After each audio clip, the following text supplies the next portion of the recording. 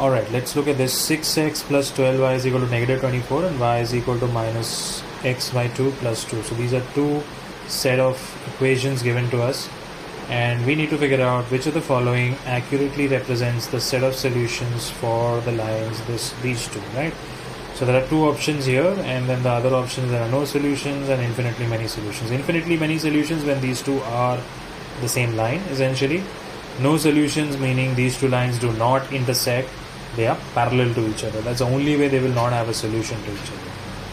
And these two. So there are various ways to go about it, but I'm gonna try this method, which is I'm gonna take this equation and the value of y here and put this in this equation to figure out if they intersect somewhere, right? So let's go about it. We have 6x plus 12 minus x by 2 plus 2 is equal to negative 24, right? Which makes it 6x minus 6x plus 24 is equal to minus 24, right? So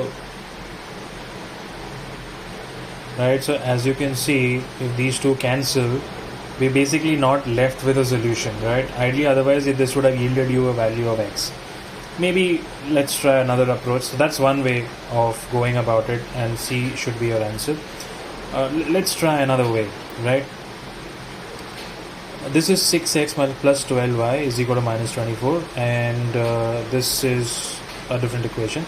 Let's see if we can try and write this equation in terms of this equation and see what it yields us, right? So let's just try and experiment that over here.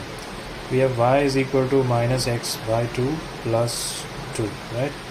Let me get x on this side. This makes it y plus x by 2 is equal to 2, right? Now,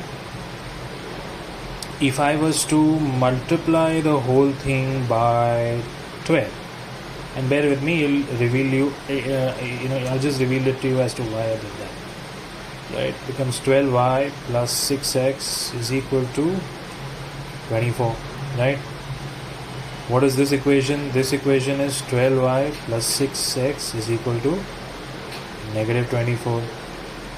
So then, from what I can make out from these writing down these two equations is that you have the same constants in front of the variables for both x and y, and then the only thing that differs is the value of c over here. So as we know that for such system of equations, these are essentially parallel lines, right?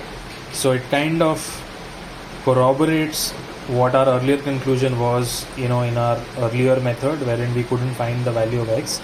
It's the same thing over here. We essentially end up with two slightly different versions of the same equation, saying or implying that this is essentially a system of equations which are two parallel lines. So therefore the answer is C. So essentially both our ways or both our methods corroborated to the same answer.